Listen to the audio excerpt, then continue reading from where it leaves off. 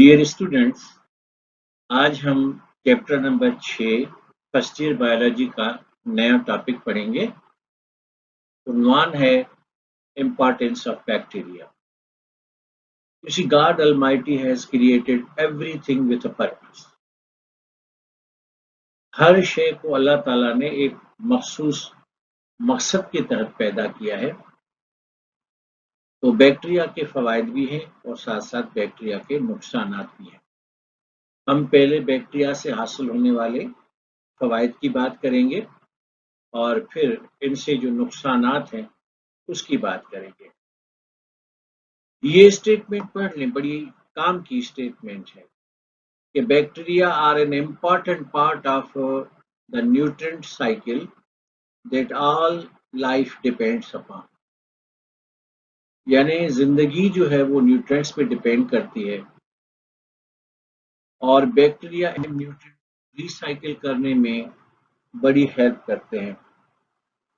मिसाल के तौर पर जो नाइट्रोजन फिक्सिंग बैक्टीरिया है, ये नोड्यूलस प्लांट्स की रूट्स में नाइट्रोजन फिक्स करते हैं और then this nitrogen is used by plants to synthesize their chlorophyll in the leaf, as well as the nitrogen is used to synthesize the proteins required by the plants. फिर plant को जब animal खाते हैं तो ये animal में चले जाते हैं, फिर एनिमल मरते हैं तो फिर डिकम्पोजिंग बैक्टीरिया उनसे नाइट्रोजन निकाल लेते हैं। तो नेचर के अंदर ये जो न्यूट्रिएंट्स का चक्कर है, साइकिल है, ये चलता रहता है और बैक्टीरिया इस साइकिल को मेंटेन करने में बुनियादी रोल प्ले करते हैं।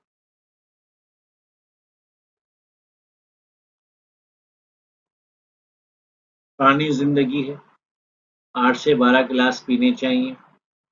कोशिश करें that after every hour you should have a face wash with water, as well as you should drink a glass of water. So let us move forward. Bacteria may be useful or they may be harmful. तो पहले हम useful.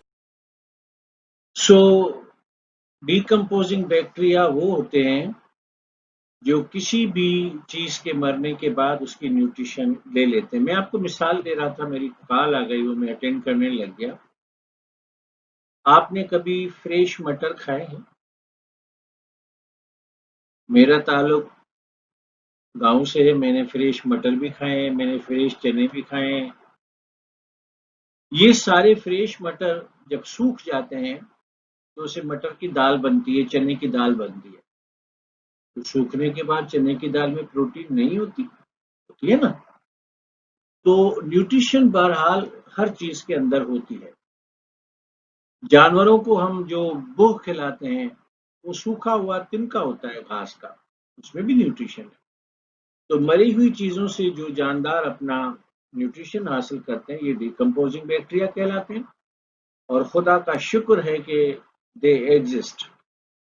अगर ये exist ना करें तो गली सड़ी चीजों से इतनी बदबू फैलेगी कि हमारे लिए इस इकोसिस्टम में रहना मुश्किल। दूसरा फायदा है एलिमेंट्री कैनाल बैक्टीरिया का। ये चीज मैंने आपसे जब चैप्टर 2 पढ़ाया था सेल्यूलोज, उस वक्त भी बात की थी, अभी दोबारा बताते हैं कि ये जो हर्बीवोर्स एनिमल्स होते हैं ये घास खाते हैं और घास में दो तरह के पॉलीमर्स होते हैं। एक स्टार्च, जिसको डाइजेस्ट करने के लिए एंजाइम्स इन एनिमल्स के पास होती है। दूसरा होता है सेल्यूलोज, उसको डाइजेस्ट करने की एंजाइम इन एनिमल्स के पास नहीं होती। तो इन एनिमल्स के अंदर अल्लाह ताला ने एस्चेरिशिया कोलाई बैक्टीरिया रखे हैं जो स्पेशलिस्ट हैं सेल्यूलेज बनाने के।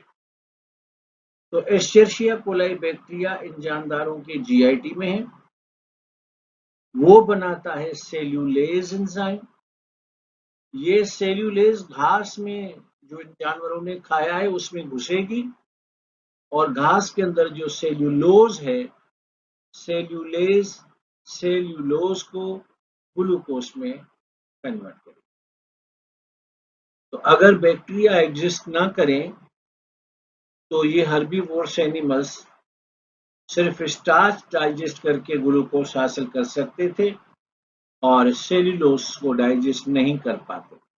जैसे हम ह्यूमन बींग्स में भी ये बैक्टीरिया है लेकिन ये हमें विटामिन के बनाकर देते हैं, ये हमें कोई सेल्यूलेज नहीं देते। इसलिए इंसान जो भी सब्जी तरकारी खाता है उसके अंदर जो स्टार्च है हम ह्यूमंस उसी को डाइजेस्ट कर पाते हैं, लेकिन सेल्यूलोज हमारा पखाने में टॉयलेट के अंदर वाश हो जाता है। तो alimentary canal bacteria reside in the alimentary system of herbivores and they donate cellulase which is an enzyme and it converts cellulose into glucose. E coli bacteria का ही काम है। तो ई कोलाई क्या करते हैं? सेल्यूलेज बनाते हैं। ये एंजाइम सेल्यूलोज को ग्लूकोज में कन्वर्ट करेगा। कुछ ऐसे बैक्टीरिया भी हैं जिनसे एंटीबायोटिक मेडिसिन्स बनाई जाती हैं, लिस्ट आप देख लें। आपको एंटीबायोटिक मेडिसिन में बताया था ना कि ये वो मेडिसिन्स हैं जो माइक्रोबियल ऑर्गेनिज्म से बनाई जाती हैं और उन्हीं के खिलाफ इस्तेमाल होती हैं।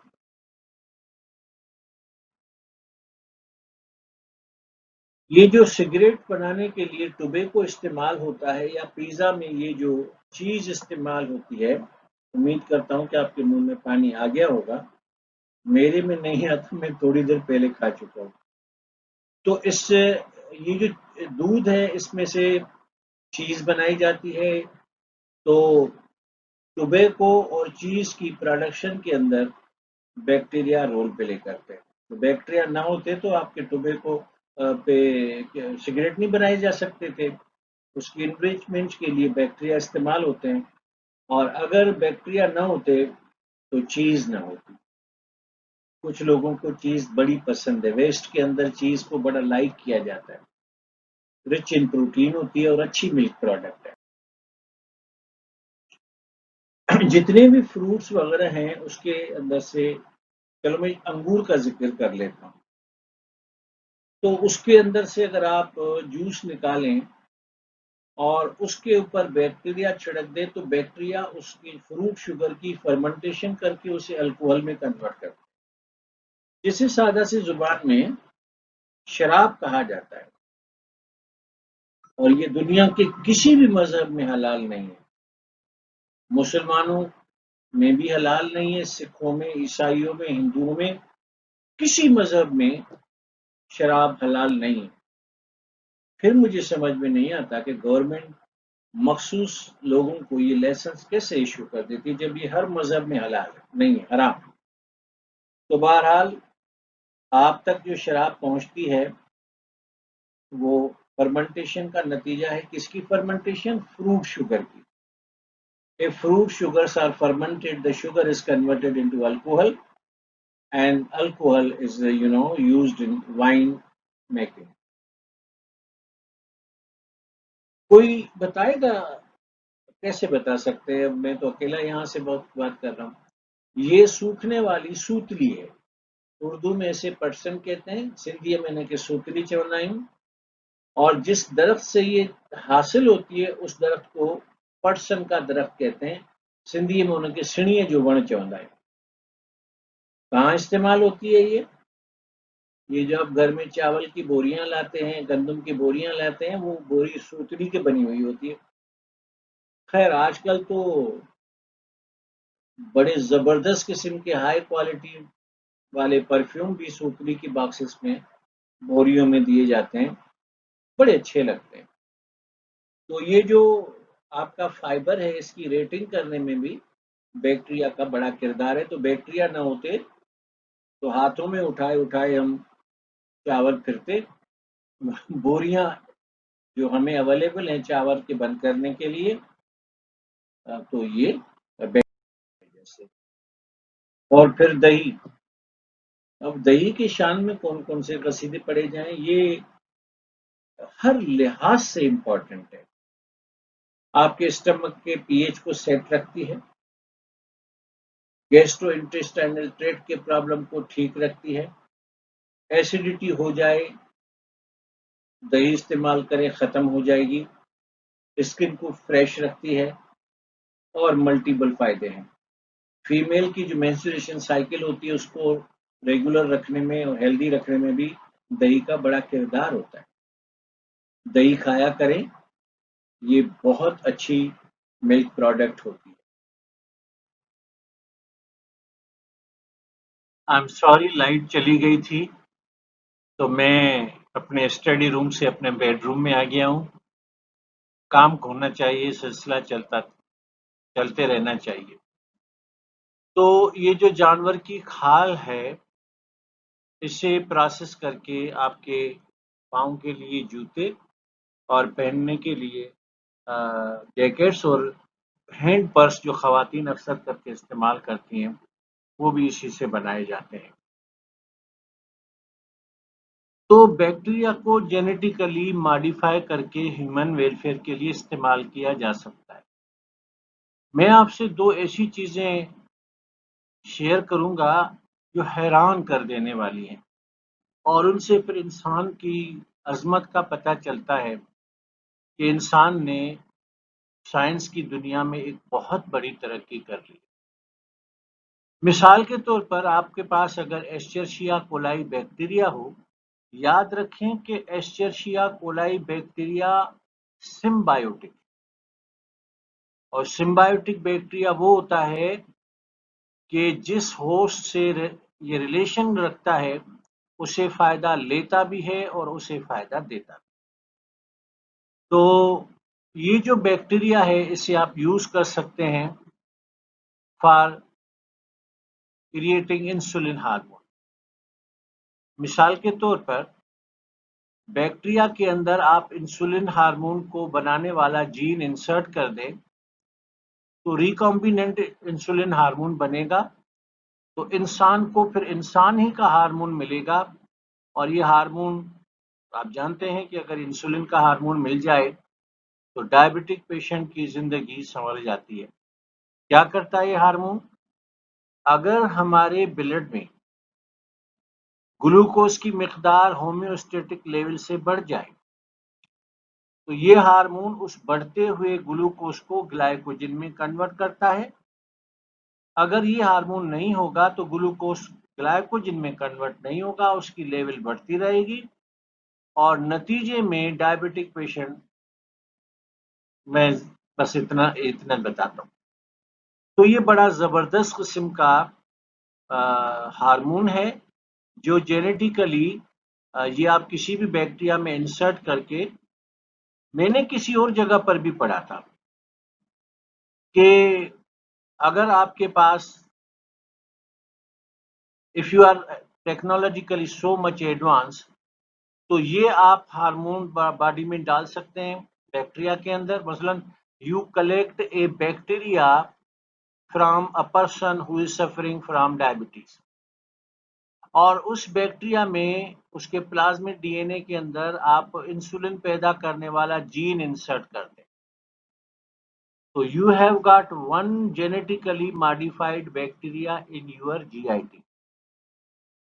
ये जो एक मॉडिफाइड बैक्टीरिया होगा ये अपनी पॉपुलेशन बढ़ाएगा। तो पहले सिर्फ ये आपको सेल्यूलेज दे रहा था, अब आपको ये इंसुलिन भी देगा। तो genetically modified bacteria will naturally produce insulin in your body and you don't have to inject that insulin. कितना जबरदस्त काम होता है, तो ये बड़ा फायदा है। दूसरा है ग्रोथ हार्मोन। अगर कोई शख्स ग्रोथ नहीं कर रहा, इसका मतलब है कि उसकी सेल डिवीजन जो है वो, उसमें कोई प्रॉब्लम है। सेल डिवीजन को प्रमोट करने के लिए ग्रोथ हार्मोन्स होते हैं। अगर किसी शख्स की बॉडी ग्रोथ हार्मोन नहीं बना रही तो वो ग्रोथ हार्मोन फिर सेल डिवीजन को प्रोमोट नहीं करेगा, और सेल डिवीजन प्रोमोट नहीं होगी तो कद रुक जाएगा। अगेन व्हाट यू डू, आप ये ग्रोथ को प्रोमोट करने वाला जो हार्मोन है, उस हार्मोन के पैदावार का जो रिस्पॉन्सिबल जीन है, वो जीन आप इंसर्ट कर दें अपनी बॉडी में, तो आपकी बॉडी जो है उसका ग्रोथ हार्मोन प्रोड्यूस होगा और वो फिर सेल डिवीजन को प्रमोट करेगा। तो वो जो सेल डिवीजन हो नहीं रही थी वो शुरू हो जाएगी, और जो स्लो हो रही थी वो फास्ट हो जाएगी। तो जेनेटिकली बैक्टीरिया को मॉडिफाई करके आप अपने बदन में दाखिल कर दें। अगर आपने उसमें जीन डाला है ग्रोथ हार्मोन का, तो वो ग्रोथ हार्मोन बनेगा और ग्रोथ शुरू हो जाएगी। और अगर आपने जीन डाला है इंसुलिन का, तो इंसुलिन बनेगा और आपका डायबिटीज खत्म हो जाएगा। तो you can genetically modify bacterium for human welfare. Let us now discuss about harmful bacteria. Bacteria के लिए कहा जाता है कि दे आर इनविजिबल एनिमीज, ये नजर ना आने वाले दुश्मन। और इनके में सबसे पहले मैं टाइफाइड के बैक्टीरिया का जिक्र करूंगा, साल्मोनेला टाइफोसा। ये ब्लैक एंड व्हाइट में आपको बैक्टीरियम नजर आ रहा है। ये कंटामिनेटेड वाटर के जरिए और कंटामिनेटेड फूड के जरिए आप तक जा सकता है, और फिर आपको शदीद नोयत का बुखार होगा, और बच्चों में अगर टाइफाइड हो तो ये जानलेवा भी हो सकता है। Be careful when ever you drink water, सोचिएगा कि वो प्रोसेस्ड वाटर है, साफ है या नहीं है। और फिर हम अपने खाने वाने पकाकर टेबल पे छोड़ देते हैं, तो ये आप नहीं खा रहे, बैक्टीरिया तो फिर रहे ना एटमॉस्फेयर में, तो वो हाथ साफ कर लेंगे। Then you will be eating contaminated food, तो आपका फिर नुकसान। एटमॉस्फेयर में एक और खतरनाक बैक्टीरियम होता है टेटनस का बैक्टीरिया, कोलोस्ट्रिडियम टेटानी। और ये फर्ज कीजिएगा कि आपको कोई कट लग गया, बाइक चलाते हुए, पलंग साफ करते हुए आपको कोना लग गया, सब्जी काटते हुए आपके स्किन में कट लग गया, तो ये वो जगह है जहां से टेटनस का बैक्टीरिया अंदर जाएगा। बड़ा खतरनाक होता है ये। टेटनस का बैक्टीरिया अगर लंग पे जाके हमला करे तो एक आधी सांस अंदर होगी, आधी सांस बाहर होगी। बड़ा खतरनाक किस्म का बैक्टीरिया होता है। और 2-4 रुपए का सनी प्लास्ट अगर आप इंजर्ड जगह पे कवर करके रख लें तो यू आर फ्री, फिर आपको बैक्टीरिया अटैक नहीं करेगा। ये बैक्टीरिया कई जगह पे हम डिस्कस करेंगे, मसलन इंटर चैप्टर नंबर 5 में डिस्कस करेंगे कि खवातीन में जब बेबी डिलीवर हो रहा होता है उस वक्त ये बैक्टीरिया अगर यूट्राइन कंट्रक्शन के प्रोसेस को रोक ले तो बेबी डिलीवर नहीं हो सकेगा। ये हम डिस्कस करेंगे चैप्टर नंबर 5 में, बड़ा खतरनाक। फिर हम शॉपिंग करते हैं। शॉपिंग खत्म करने के बाद हम फिर रात को 11 बजे के बाद होटलों का रुख करते हैं, और रोजाना जो मुर्गी टंगी हुई होती है कोई नहीं खाता, फिर फ्रिज में चली जाती है, फिर अगले दिन कोई नहीं खाता, फिर तो कई दिनों से ये जो कटा हुआ गोश्त के पीसेस हैं, बकरे की टांग है, मुसलसल टंगी हुई है, तो उसके ऊपर साल्मोनेला बैक्टीरिया अटैक, और फिर ये आपको बड़ा नुकसान होता है, फूड पॉइजनिंग होती है। डिप्थेरिया ये भी बड़ा खतरनाक किस्म का बैक्टीरिया है, ये आप देख सकते हैं बैक्टीरिया, ये बैक्टीरिया है, ये इसका साइंटिफिक नेम है। और ये अमूमन हलक के ऊपर हमला करता है। ये जो टॉन्सिल्स हैं इसी की वजह से हो जाते हैं, और ये आपका जो थर्ड, ये इसको कहते हैं तीसरी जुबान, तो ये सूज जाती है, और ये आपका जो विंड पाइप है ये तकरीबन क्लोज हो जाता है। नतीजे में सांस लेने में बहुत ज्यादा दिक्कत होती है। इस बीमारी में सर में दर्द रहता है, गनूदगी तारी रहती है, थकावट होती है, स्किन ड्राई रहती है, और यूरिन जो है वो डार्क कलर का हो जाता है, और प्यास बहुत लगती है, वगैरह वगैरह। तो बी केयरफुल, ये एटमॉस्फेयर में रहने वाला डिप्थेरिया का बैक्टीरिया बड़ा ही खतरनाक होता है, और बच्चों के लिए तो बहुत ज्यादा मौत। माइकोबैक्टीरियम ट्यूबरक्लोसिस टीबी का बैक्टीरिया है, और एयर के जरिए एक शख्स से दूसरे शख्स में जा सकता है। टीबी लाइलाज नहीं है, काबिल इलाज है, इलाज लंबे दौरानिए के लिए होता है, और ये हाईली कॉन्टेजियस डिजीज है, एक शख्स से दूसरे शख्स में आसानी से मुंतकिल हो जाती है, इलाज कराने से ठीक हो जाती है। अब बैक्टीरिया हमारे पौधों को नहीं छोड़ते। ये आपको कैबेज नजर आ रहा है और इसके ऊपर ये डिजीज कहलाएगी ब्लैक रॉट ऑफ कैबेज।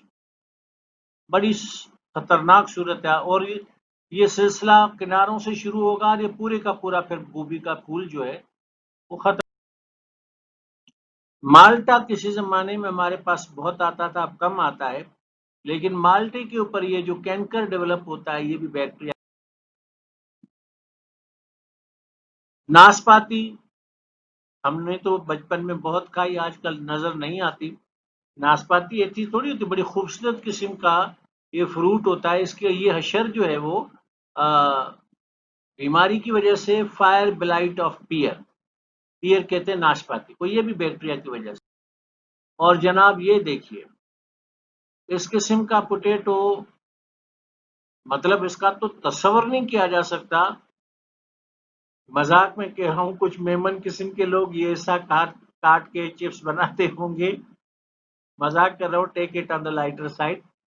लेकिन ये बीमारी है फायर ब्लाइट ऑफ पोटैटो, और ये पोटैटो इसका अंदरूनी फ्लैश गल गया है, सड़ गया है, और बाहर से भी ये, अब ये भी मैं मजाक में कह रहा हूँ, किसी अफ्रीकन बंदर के जैसा लग रहा है। ये potato it is only able to be thrown away, लेकिन कुछ लोग गुर्बत की वजह से ऐसा पोटैटो भी खाते हैं और ये पूरी की पूरी फसल तबाह हो जाती है जब ये बैक्टीरिया। फिर बैक्टीरिया और उसके साथ साथ में फंगस का भी जिक्र करूँ। ये हमारे फूड आइटम्स को स्पॉइल करते हैं, यानी इस लायक नहीं छोड़ते। चूंकि बैक्टीरिया खत्म है, सॉरी, चूंकि बैक्टीरिया खतरनाक है, इसलिए हमें उनको कंट्रोल में रखना चाहिए एहतियाती तदाबीर एडॉप्ट करते हुए। पहला एहतियात यह है कि जिस शख्स को बीमारी हो जाए उस इंडिविजुअल की आप फौरन ट्रीटमेंट करवाएं। दूसरा स्टेप ये है कि बीमारी के होने से पहले आप कुछ अद्वियात ले लें, इसको प्रोफाइलेटिक ट्रीटमेंट कहते हैं। जैसे बीमारियों से बचने के लिए वैक्सीनेशन करवाई जाती है, वैसे कुछ बैक्टीरियल डिजीज से बचने के लिए ट्रीटमेंट इन एडवांस भी की जाती है। तो ये प्रोफाइलेटिक ट्रीटमेंट का मतलब होता है ट्रीटमेंट इन। फिर ये जो बैक्टीरिया होते हैं ना, इसकी लाइफ के साइकिल को समझे कि ये कहाँ से चले और आप तक कैसे पहुंचे, बीच में कौन कौन से रूट्स इन्होंने इस्तेमाल किए। तो जो उनका वीकेस्ट लिंक है, मैं आपको छोटी सी मिसाल देता हूँ, वो बैक्टीरिया से मुतलिक नहीं है पर मिसाल ऐसे दे रहा हूँ।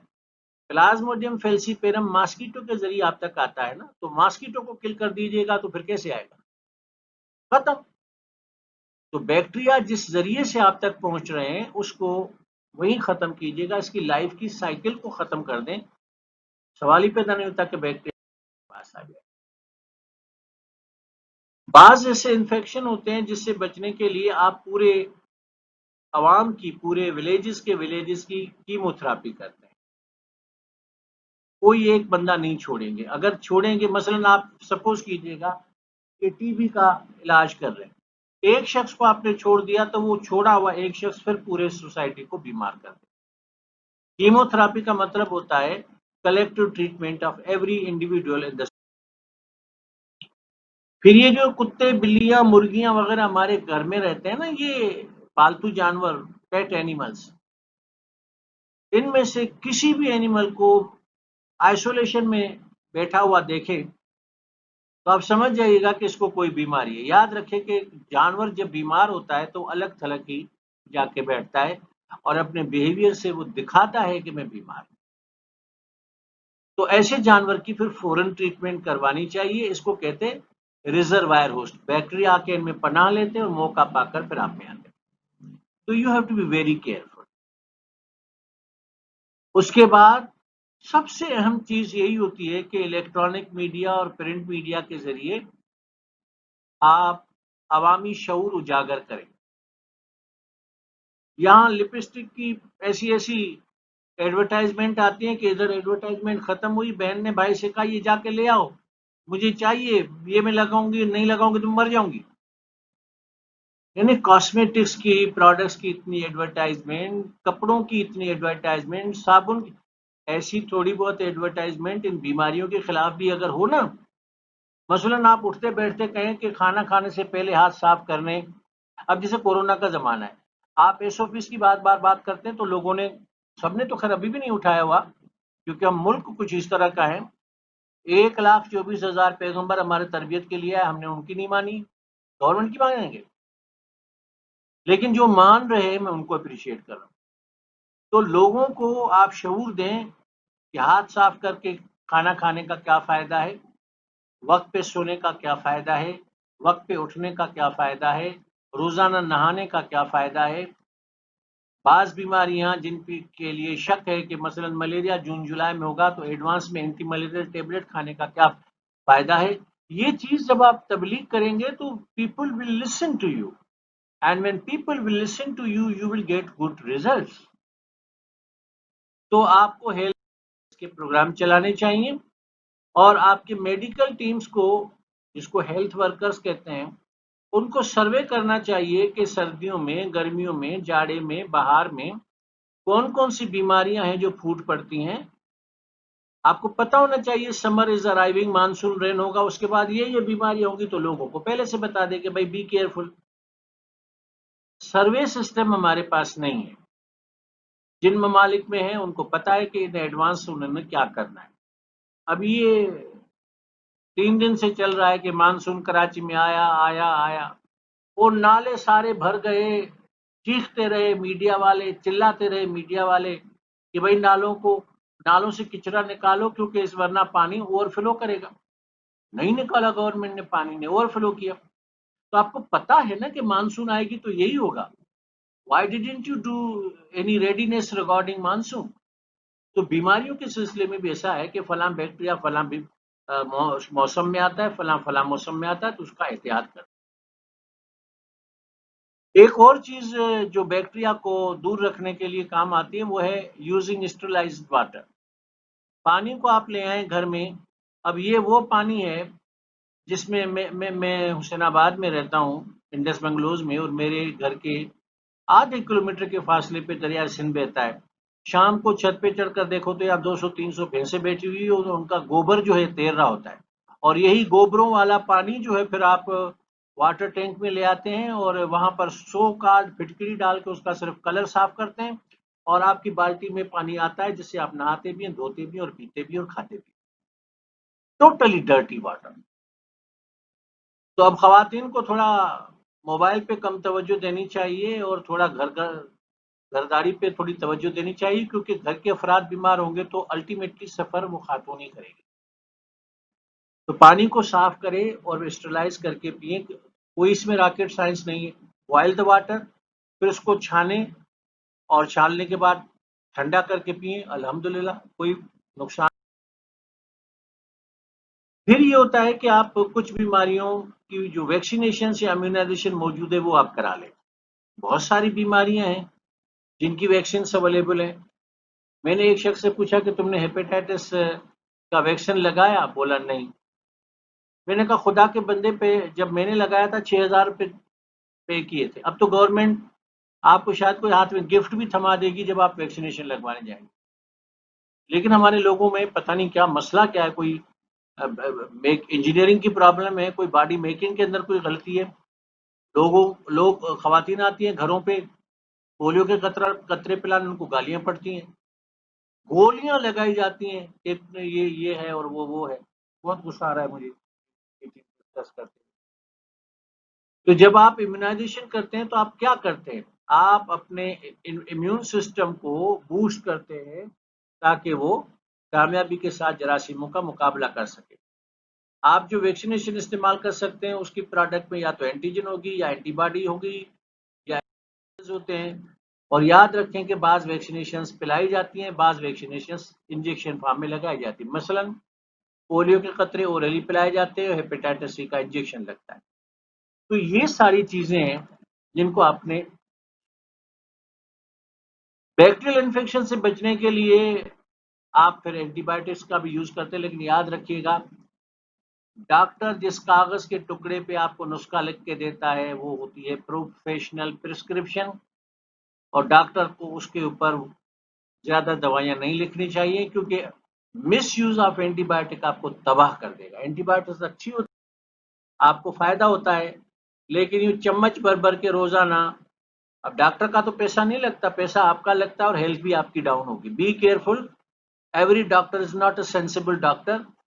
मेरी बहुत सारे डॉक्टरों के साथ मुलाकातों के दौरान बड़े झगड़े हुए, and they couldn't answer my question कि why you are giving me this particular medicine, ये मेडिसिन मैं क्यों खाऊं, इसका मोड ऑफ एक्शन क्या है, why you recommend me this.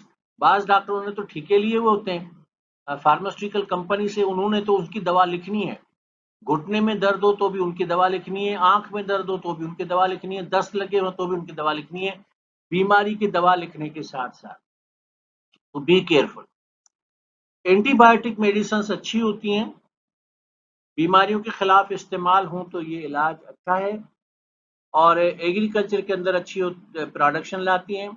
Poultry feed में अगर इस्तेमाल हो तो पोल्ट्री बर्ड्स अच्छी प्रोडक्शन देते हैं, लेकिन नुकसानात ये हैं कि continuous indiscriminate use of antibiotics में क्या होता है कि आपका लिवर का मेटाबॉलिक प्रॉब्लम बड़ा हो जाता है, और बाज दवाइयां आप अगर मुसलसल लेते रहे तो बैक्टीरिया जिसके खिलाफ आप दवा ले रहे हैं वो बैक्टीरिया रेजिस्टेंस डेवलप कर लेगा। जैसे आप बच्चे को एक थप्पड़ मारे तो वो सुकून में रहेगा, सुकून से बुरा मतलब आप जानते हैं, लेकिन बार बार थप्पड़े मारे तो बच्चा डीठ हो जाएगा।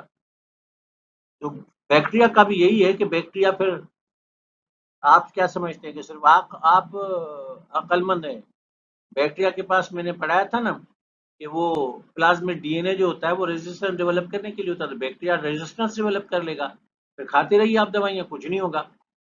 तो थोड़ा सलीके से, और ज्यादा मेडिसिन लेने से एलर्जी होती है। स्टूडेंट, इसके साथ ही आज हम ब्रेक लेते हैं, इसका आखिरी हिस्सा साइनोबैक्टीरिया हम कल पढ़ेंगे। दुआ है।